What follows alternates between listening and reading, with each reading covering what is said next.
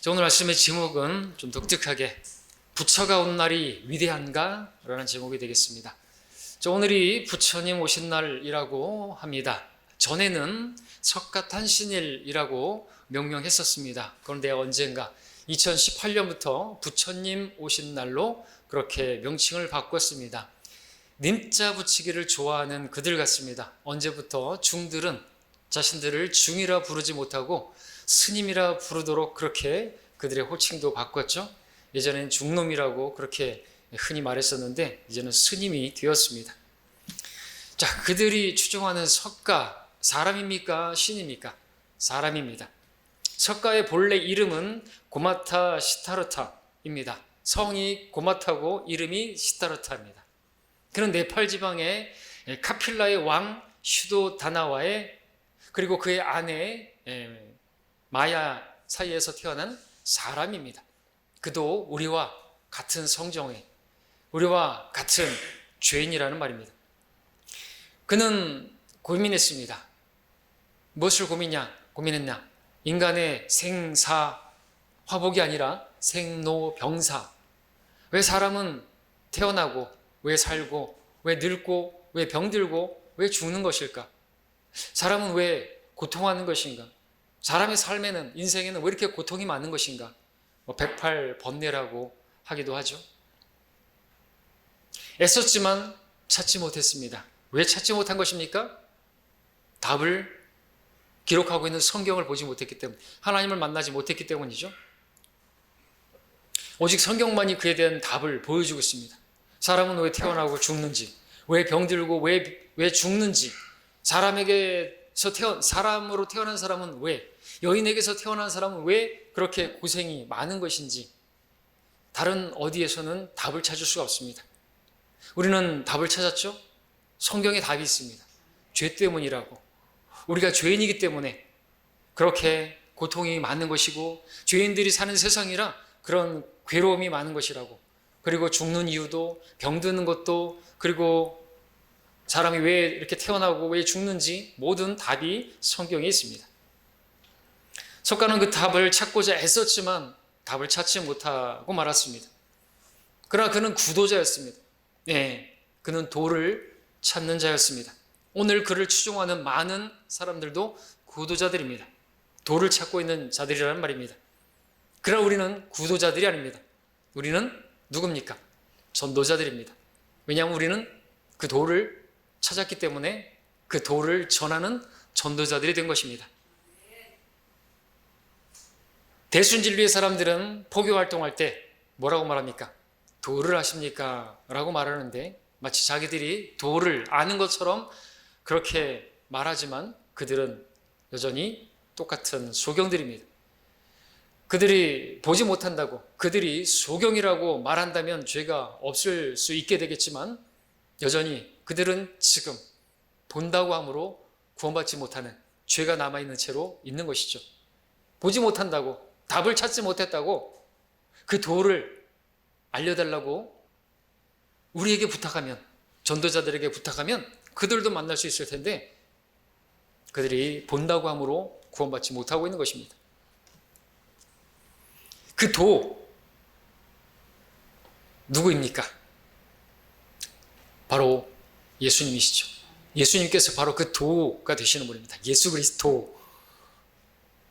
그 길, 나는 길이요 라고 말씀할 수 있는 유일한 분은 예수 그리스도 한 분밖에 안 계시는 거예요.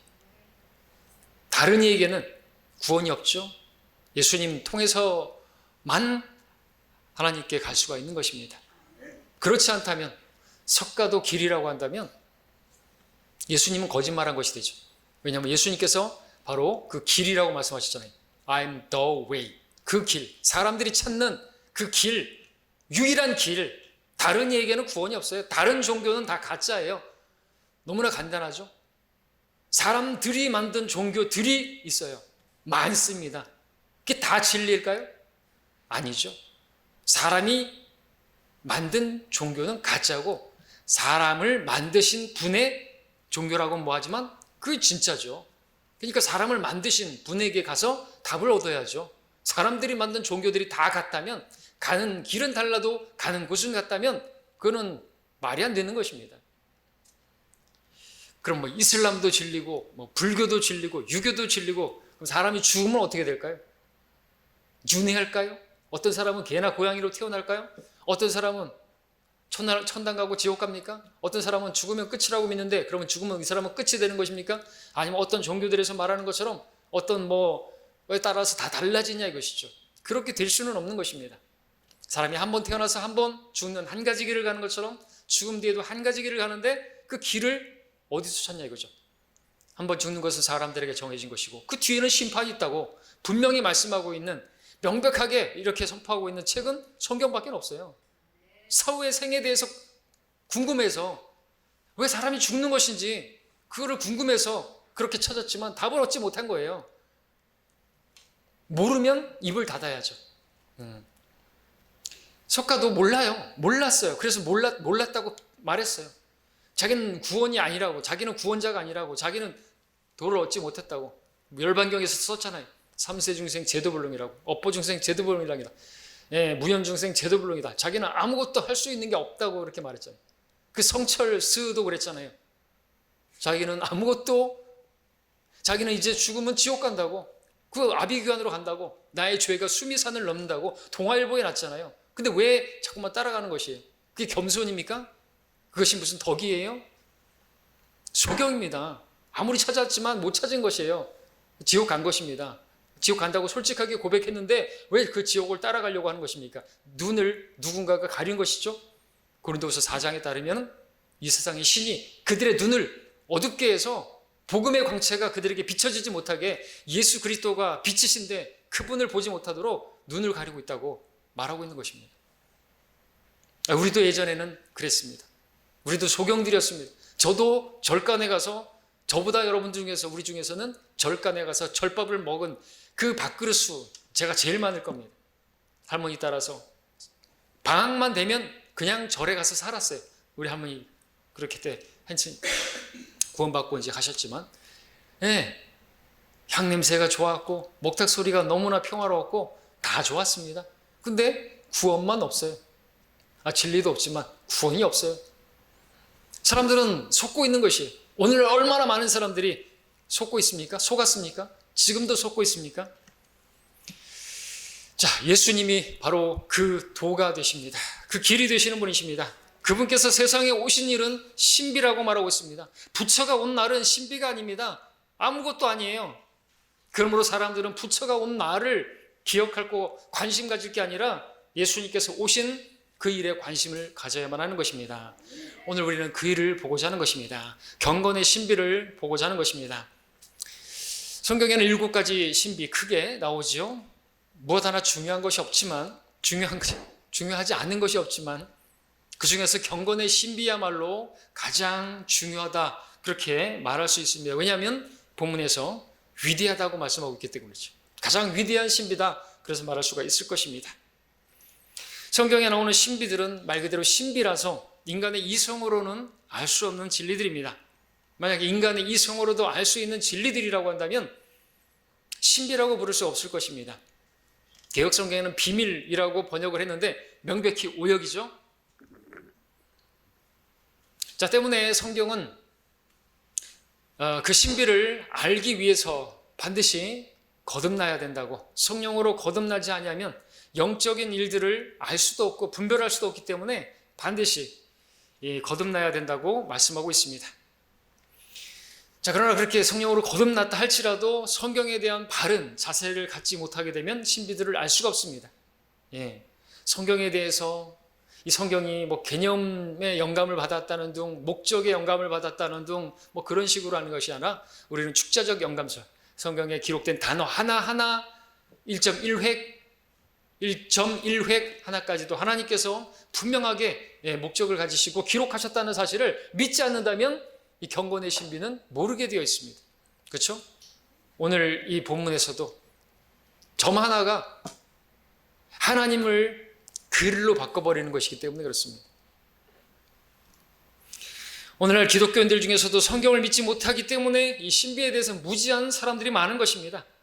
때문에 성경을 믿는 믿음이 필요한데 사실 그대로 하나님 말씀이라 믿는, 하나님께서 영감으로 기록하신, 숨을 불어넣어서 기록하신 말씀이라고 믿는 믿음, 그리고 그렇게 보존하신 말씀을 만나야 경건의 신비에 눈을 뜰 수가 있는 것입니다. 오늘 많은 기독교인들이 구원받았다고 말을 하고 하나님의 자녀라고 말을 하지만 성경에 기록된, 성경이 가르치는 바, 그러니까 자기의 생각과 다를 때는 믿기를 거부해버립니다. 거듭나지 않았기 때문인지 그럴 수도 있겠고, 또는 자기 머리로 이해가 안 되니까 그렇게 믿기를 거부해버리는 것이죠. 믿기 싫은 것입니다. 자, 성경에 7 신비가 있지만 오늘 우리가 다루고자 하는 것은 경건의 신비입니다. 그 내용을 이제 한번 보겠습니다. 첫 번째로 볼 것은, 그 내용은 경건의 신비가 논쟁의 여지 없다라는 부분입니다. 위대한 진리입니다. 그걸 논쟁하려고 하면 안 됩니다. 자, 논쟁이 뭡니까? 논쟁이란 서로의 주장이 상반되고 서로가 자신의 이론이나 신념을 양보하지 않을 때 생겨나는 현상을 말하죠. 우리 디모데전서 6장 5절을 보겠습니다. 디모데전서 6장, 여러분 3장이 펼쳐져 있죠? 한 장만 넘기면 6장 5절에 마음이 부패하고 진리를 상실하며 이익이 경건이라 생각하는 사람들 사이에 무익한 논쟁이 일어나느니라. 그런 데서 내 자신은 빠져나오라. 그런 데서 내 자신은 빠져나오라. 이것도 삭제하고 맙니다. 논쟁하지 말고 나오라 그죠. 이단에게 속한 사람들은 한두 번 훈계한 후에 거절하라. 그죠? 논쟁할 게 아니라는 것입니다. 디도 3장 9절 같은 경우에서도 어리석은 논쟁들과 족보 이야기와 다툼과 율법에 대한 언쟁을 피하라. 그런 것은 무익하고 헛된 것이라 그랬습니다. 많은 종교인들은 그래서인지 논쟁 자체를 싫어합니다. 물론 논쟁을 좋아할 사람이 어디 있겠습니까? 우리 그리스도인들도 쓸데없는 논쟁은 피해야만 합니다. 그러나 성경을 보게 되면, 가만히 보면 논쟁이 있는 곳에는 항상 그리스도인들이 있었습니다. 반면에 세상은 논쟁을 싫어하기 때문에 그들이 있는 곳에는 항상 타협과 협상이 있었던 것입니다. 그래서 그 논쟁들은 흐지부지 끝나고 말았습니다. 그러나 그리스도인들은 타협과 중간을 용납하지 않기 때문에 항상 논쟁을 했던 것이죠. 사도행전 6장 9절에 보니까 스테판은 논쟁했습니다. 디스푸트, 변론이라고 하는 단어로 번역하고 있는데 했습니다. 9장 29절에서는 바나바와 바울도 논쟁했습니다. 논박했다라는 표현을 쓰고 있습니다. 사도행전 17장 17절, 19장 8절, 9절에 변론하다, 토론하다, 그렇게 바울이 가는 곳마다 그렇게 논쟁을 하고 그렇게 변론을 하고 그랬습니다. 자, 물론 그리스도인들은 논쟁을 피해야 됩니다. 그러나 성경의 분명한 교리, 분명한 진리, 분명한 그리고 위대한 신비들에 있어서는 타협하면 안 되는 것입니다. 이걸 타협하게 되면 배교로 치닫게 되는 것이죠. 사실 본문에 등장하는 경건의 신비, 논쟁 할 만한 내용이 못 되는 것이, 왜냐하면 너무나 분명하기 때문에 그렇죠. 너무나 분명하게 하나님께서 말씀하셨습니다. 그리고 또 이 세상의 역사를 보더라도 너무나 명백하죠. 예수님께서 육신으로 오신 것 너무나 놀랍고 위대한 것이라 모든 세상 사람들이 지금 그분의 오심, 그분의 탄생을 기점으로 한 달력을 쓰고 있지 않습니까? 2021년, 물론 로마 카톨릭과 로마 제국에 의해서, 그 장난질에 의해서 연도가 지금 많이 좀 달라지긴 했어도 분명한 것은 역사가 지금 예수님이 오시기 전과 오신 후로 나뉘어져 있다는 것만큼은 너무나도 분명하고 거기에 논쟁할 수 있는 사람은 없을 것입니다. 역사는 부인할 수 없겠죠. 역사는 영어로 히스토리인데 히스토리로 풀이할 수 있고, 그분의 이야기, 바로 예수님의 이야기 속에 사람들은 살고 있다고 말할 수가 있는 것입니다. 오늘이 부처님 오신 날이라고 하지만 인간의 역사는 부처님 오신 날을 기점으로 달력을 쓰고 있지 않고 예수님의 오심을 기점으로 한 달력을 쓰고 있는 것입니다. 그런데 석가가 태어난 날을 왜 기념해야 하는 것입니까? 왜 그 석가가 태어난 날을 이 나라 국가가 그렇게 공휴일로 지정한 것입니까? 석가가 온 날은 전혀 논쟁거리가 될 수 없는 것입니다. 논쟁거리 자체가 없어요. 왜냐하면 거기는 어떠한 신비도 없기 때문에 그렇습니다. 아무런 신비도 없어요. 거기는 그냥 한 인간이 와서 그냥 고민하다가 그냥 죽은 거예요. 그 정도 고민은 다 해요. 그렇잖아요. 생각하는 사람이니까, 지성이 있는 것이니까. 그러나 예수님께서 세상에 오신 일에 대해서만큼은 많은 사람들이 논쟁을 해왔고 또 지금도 논쟁거리로 삼고 있는 것이니 이유가 무엇일까요? 바로 경건의 신비의 내용 때문에 그렇죠. 그래서 두 번째로 보고자 하는 것은 바로 하나님께서 육신으로 나타나셨다라는 그 부분입니다. 제가 지금 뭐라고 말씀드렸습니까? 경건의 신비는 하나님께서 육신으로 오신 것이 경건의 신비고 그것은 논쟁해서는 안 되는 정말 위대한 그런 진리라고 성경은 말씀하고 있는 것입니다. 분명히 짚고 넘어갈 것은 예수님께서 육신으로 오신 것이 이 경건의 신비는 아니라는 것입니다. 맞습니까? 정신을 차리십시오. 제가 말하는 게 맞잖아요. 예수님께서 육신으로 오신 것은 경건의 신비가 아니에요. 맞죠? 경건의 신비가 될 수밖에 없는 이유는 하나님께서 육신으로 오셨기 때문에 경건의 신비인 것입니다.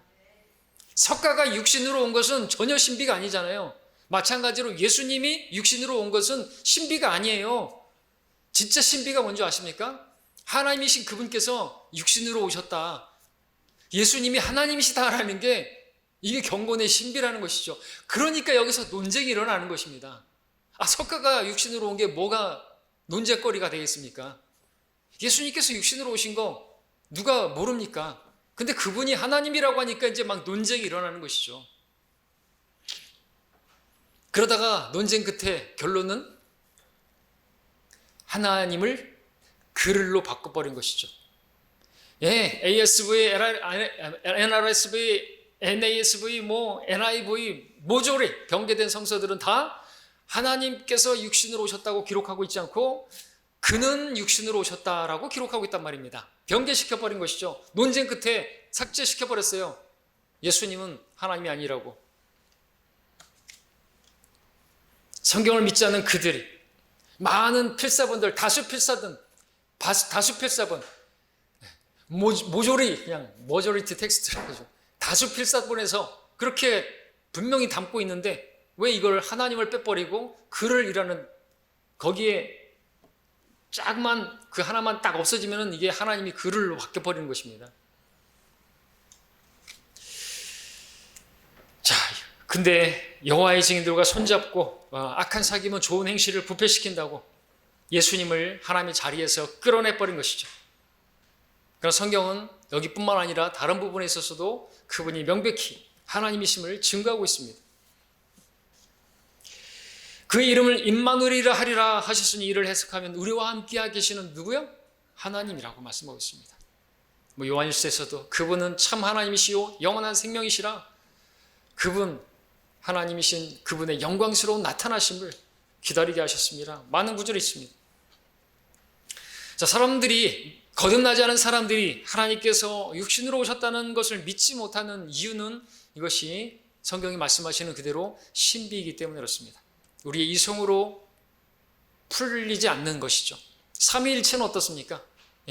삼위일체 같이 연결되어 있죠? 경건의 신비와 함께. 그래서 성경은 하나님의 말씀이라고 말할 수 있는 것이죠. 사람이 쓴 책이라면 이렇게 복잡하고 이렇게 헷갈리는 교리를 뭐 하려고 만들겠습니까? 이런 증거가 더더욱 하나님의 말씀이라는 것을 입증하고 있죠. 성경은 경건의 신비가 논쟁의 여지 없이 위대하다고 말씀하고 있습니다. 그러나 어떤 사람들에게는 믿음이 없기 때문에 논쟁을 합니다. 하나님께서 육신으로 오신 것은 말 그대로 신비입니다. 사실 인간의 이성으로는 도저히 이해할 수 없는 이 신비 때문에 죄인들은 하나님의 피로 구원받을 수 있게 되었고 하나님의 피가 흘려졌기 때문에 우리 모든 죄인들은 모든 죄들이 깨끗하게 될 수가 있게 된 것입니다. 과거, 현재, 미래 모든 죄들이 깨끗하게 될 수가 있는 것이죠. 왜냐하면 그 피가 하나님의 피이기 때문에 그렇습니다. 사도행전 20장 28절에서 하나님께서 자신의 피로 사신 하나님의 피로 사신 하나님의 교회라고 말씀하고 있습니다. 누구의 피라고요? 하나님의 피라고요. 로마 카톨릭 성경은 뭐라고 되어 있을까요? 찾아보니까 공동번역에는 하느님께서 당신 아드님의 피로 이렇게 되어 있어요. 예수님은 하느님의 아드님이에요. 표준세 번역도 거기에 맞춰가지고 다 타협을 했죠.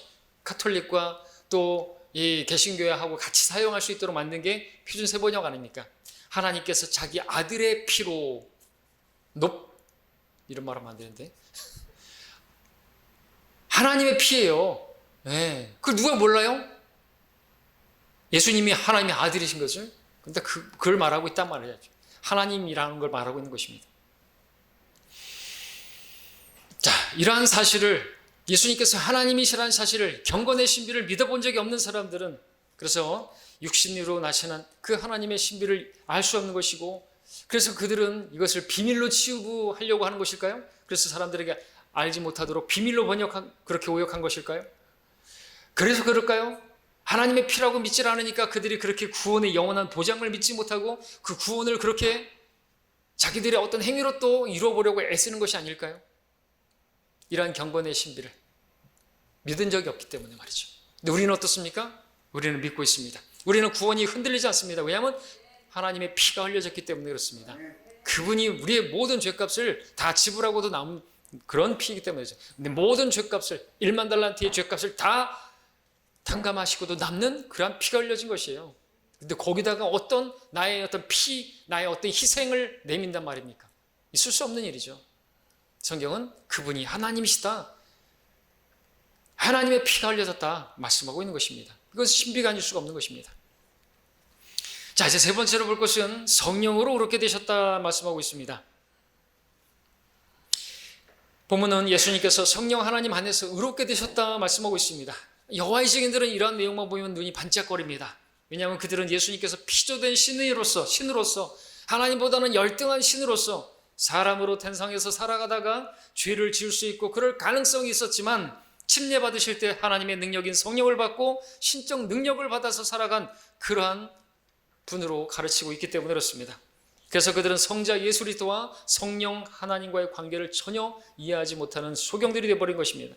그러나 우리는 성경에서 예수 그리스도께서 성령 하나님을 힘입어서 그 모든 일을 하신 것을 우리가 알고 있습니다.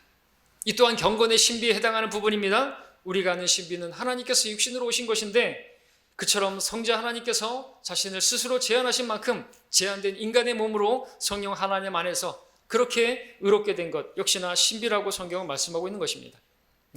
그리고 그분이 성령에 의해서 살아나심으로써 믿는 자들에게 또한 의를 줄 수 있는, 그분을 믿는 자들을 의롭게 하시려고 그분께서 성령에 의해서 살아나신 것이죠. 또한 신비가 아닐 수가 없습니다. 성경은 하나님의 진리를 이렇게 기록하고 있고 우리가 이해하든 말든 그렇게 명백하게 기록하고 있는 것입니다. 성경은 우리의 이성을 충족시키기 위해서 그렇게 만들어진 책은 아닌 것입니다. 자, 네 번째로 볼 것은 천사들에게 보이셨다 말씀하고 있습니다.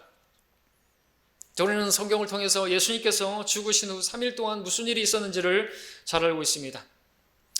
예수님께서는 감도에게 십자가상에서 말씀하셨습니다. 오늘 내가 나와 함께 낙원에 있으리라 하셨기에 아브라함의 품인 낙원에 예수님은 가셨습니다. 베드로전서 4장 9절에서는 또 이렇게 말합니다. 이런 연유로 죽은 자들에게 복음이 전파되었으니 이는 육체로는 사람과 일치하여 심판을 받으나 영으로는 하나님과 일치하여 살게 하려 함이니라. 구약 성도들을 말합니다. 주께서 그들에게, 죽은 자들에게 복음을 전파하심으로써 육체로는 사람들과 함께 심판을 받았지만 영은 다 올라가는 거 아시죠? 영으로는 하나님과 일치하여 살게 하려 하시려고 그렇게 내려가셨다고 말씀하고 있습니다. 뿐만 아니라 그분께서는 땅의 더 낮은 부분으로 지옥에 다녀오셨다는 사실도 기록하고 있습니다. 에베소 4장 9절에서 베드로전 3장 19절에서는 그가 성령으로 감옥에 있는 영들에게도 가서 전파하셨다 또 기록하고 있습니다. 영들, 타타루스에 갇혀져 있는데 천사들에게 보이셨다 말할 수 있는 부분이 되겠습니다. 주께서는 천사들에게 보이셨습니다. 그 무덤에 또 천사들도 있었죠. 그들에게도 보이셨죠. 그들이 또 여인들에게 나타나서 그 천사들이 바로 예수님에 대해서 그렇게 말씀을 했습니다.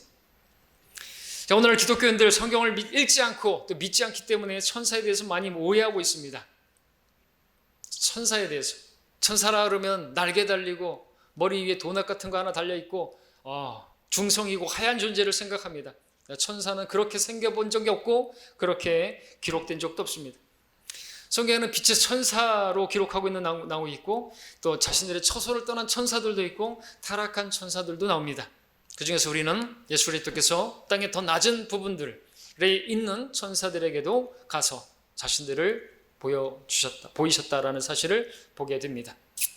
이런 일들 신비이기 때문에 여전히 거듭나지 않은 사람들은 믿지 못하겠죠. 그분께서 지옥에 다녀오셨다는 사실도 사실 믿지 않죠. 우리 한글로 번역된 사도신경에는 그 부분도 삭제시켜 버렸어요. He descended into hell. 지옥에 내려가셨다는 그 기록도 믿지를 않는 것입니다. 삭제시켜 버렸습니다. 이해할 수 없다고 생각하니까. 자, 다섯 번째, 이방인들에게 전파되셨다는 부분도 보겠습니다. 이 부분을 주목해 보십시오. 왜냐하면 이방인은 우리에게 예수님께서 전파된 그 자체가 신비는 아니기 때문에 그렇습니다. 그러나 유대인들에게 있어서는 참 놀라운 그런 신비가 아닐 수가 없겠죠. 예수님은 분명 유대인의 왕으로, 유대인의 메시아로 이 땅에 오셨습니다. 마태복음 10장에서 이방인들의 길로도 가지 말고 사마리아 성읍에도 가지 말고 다만 이스라엘의 잃어버린 양에게로 가라고 하셨습니다. 하나님께서는 선택받은 하나님의 백성 유대인들 그들이 봤을 때 예수 그리스도께서 이방인들에게 전파된다는 것은 이해를 못하는, 그죠? 왜냐하면 그들의 메시아고 그들의 왕이신 신비가 아닐 수 없습니다. 물론 성경에서 이방인들이 구원받는 것에 대해서 그것을 신비라고 말한 적은 없습니다. 그러나 유대인과 이방인이 한 몸이 되는 것은 신비라고 말하고 있습니다. 에베소 2장에서. 그리고 이방인들 안에, 우리 안에 계신 그리스도는 신비라고 또 말씀하고 있죠. 우리 골로새서는 함께 보겠습니다. 골로새서 1장 26절 27절입니다. 2장이 아니고요. 이 신비는 여러 시대와 세대에 감춰져 있다가 이제 그의 성도들에게 나타났고 하나님께서는 이들에게 이방인들 가운데서 이 신비의 영광의 풍요함이 어떠한지를 알리고자 하셨으니 이 신비는 너희 안에 계신 그리스도시요 곧 영광의 소망이라 말씀하고 있습니다. 이방인들 가운데 선택받지 못한 이방인들이 하나님을 아버지라 부를 수 있게 된 것입니다. 이방인들에게 구원이, 그들에게 영원한 생명이 주어지는 것, 이건 신비가 아닐 수 없습니다. 특별히 유대인들에게는 더더욱 그러하죠. 그렇기 때문에 이 신비를 받아들이지 못하는 유대인들은 아직도 예수님조차도 메시아로 믿기를 거부해버린 것입니다. 그래서 그들이 지금도 그렇게 고난을 당하고 있고, 그러나 하나님의 다 목적이 있으시고 마지막에는 대환란에서 엄청난 그런 시련을 받겠지만 그렇게 모든 그런 것들이 불순물이 제거되고 난 후에 민족 중에 우두머리로 그들은 회복되게 될 것입니다. 이스라엘의 신비, 이스라엘의 회복도 신비죠. 사람들은 믿지 않는 것입니다. 그러니까 이스라엘을 죽일 놈들이라고 하고 욕하지만 우리는 절대로 욕하면 안 되는 것입니다. 그들이 예수님을 메시아를 믿기를 거부해서 십자가에 못 박았을지라도 우리는 그들을 욕해서는 안 되는 것입니다. 그들을 축복해야만 하는 것입니다. 자, 그 다음 마지막이 아니죠. 여섯 번째, 세상에서 믿음 받으셨다 말씀하고 있습니다. 이 부분도 한번 묵상해 보겠습니다. 세상에서 믿음 받으었다. 이것도 신비라고 말할 수 있죠. 신비가 되는 것입니다. 세상에 그 어떤 누구도 동서고금을 막론하고 지휘 고하를 막론하고 남녀노소를 막론하고 그렇게 믿음 받은 적은 없습니다. 그러나 예수님은 정말 그렇게 세상에 있는 사람들에게 믿음 받으셨습니다.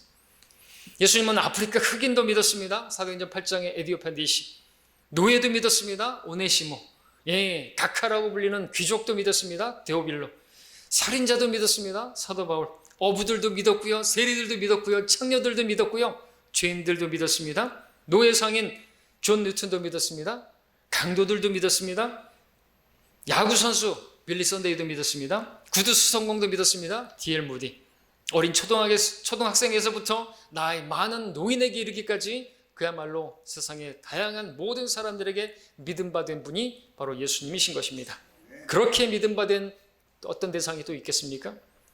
그리고 오늘 저와 여러분이 예수님을 믿게 된 것입니다. 이것도 참 신기하잖아요. 우리 아까 불렀던 찬양처럼 참 신기하고 놀랍죠? 그분의 사랑이 그러하고 내가 그분을 믿었다는 것이 참으로 신기한 일이 아닐 수가 없는 것입니다. 사람들은 이해를 못하죠. 왜 서양 귀신을 믿냐고 그러는데 그렇게 말하던 우리들이 예수님을 믿은 것입니다. 그렇게 예수님을 박해하던 바울도 믿은 것입니다. 참으로 지구상에 이처럼 다양하게 수많은 사람들이 그렇게 믿음 받은 대상은 없는 것입니다. 그래서 예수께서 세상에서 믿음 받으셨다는 것 자체도 정말로 신비로운 일이 아닐 수가 없습니다. 그리고 그분을 위해서 그렇게 순교하고 그렇게 박해하는데도 그분을 섬기는 것도 참 신기하고 놀라운 일이 아닐 수가 없겠죠. 마지막으로 영광 가운데로 들려 올라가셨다 말씀하고 있습니다. 예수님의 생애가 신비는 아닙니다. 그러나 예수님께서 생애를 마치시고 승천하신 것을 신비라고 말씀하고 있습니다. 왜 예수님의 승천이 신비의 일부가 되는 것입니까? 왜냐하면 예수님의 승천하신 이후에 일어난 일들이 신비롭기 때문에 그렇죠. 예수님의 승천으로 무슨 일이 있었습니까? 그리스도인들에게는 은사들이 주어졌습니다. 예수님의 승천으로 위로자이신 성령께서 우리 안에 내주하게 되었습니다. 예수님의 승천은 육신으로 행하신 사역의 완성을 의미하고 그분을 믿은 자들을 의롭게 하셨다는 그런 증거를 보여주는 것이었습니다. 예수님의 승천은 우리로 하여금 하나님 앞에 이제 담대히 나아갈 수 있는, 지성소로 나아갈 수 있는 그런 길이 열리게 된 것입니다. 예수님의 승천은 우리로 하여금 복음의 증인이 되게 만드셨습니다. 성령의 능력으로 복음을 전하는 증인이 되게 만드신 것입니다. 또한 예수님의 승천은 죄인들을 죄로부터 건져내서 천상에 그들의 영을 안치게 한 그 일이었습니다. 예수님의 승천은 만물을 복종케 하시기 위함이었습니다. 베드로전서 3장 22절 예수님의 승천은 영광을 받으시기 위함이었으며 다시 오시겠다는 약속을 이행하기 위해서 반드시 이루어져야만 했던 것입니다. 예수님의 승천은 비록 오늘 눈에 보이게 우리에게는 나타나진 않지만 예수님의 승천으로 말미암아 우리는 그분을 눈으로 보는 것처럼 내 안에 살아계시는 주님으로 믿을 수 있게 된 것입니다. 그래서 예수님의 승천은 경건의 신비 중에 하나인 것입니다. 자, 이상으로 오늘 우리가 이미 잘 알고 있다고 할 수 있는 경건의 신비에 대해서 다시 한번 살펴봤습니다. 부처가 왔다는 오늘 사실은 우리를 구원하기 위해 오신 예수님의 그 경건의 신비에 대해서 살펴봤습니다. 자, 이것은 믿음으로만 바라볼 수 있는 것입니다. 성경에서 가장 위대한 신비입니다. 성령에 의하지 않고서는 예수를 주라고 시인할 수 없는 것처럼 성령에 의하지 않고서는 이 신비를 믿을 수는 없는 것입니다. 여러분은 이 신비를 믿고 계십니까? 하도 많이 들어가지고 세뇌돼가지고 혹시 믿고 있는 것으로 착각하고 있는 것은 아닙니까? 자, 하나님께서 주신 믿음을 통해서만 할 수 있는 것입니다.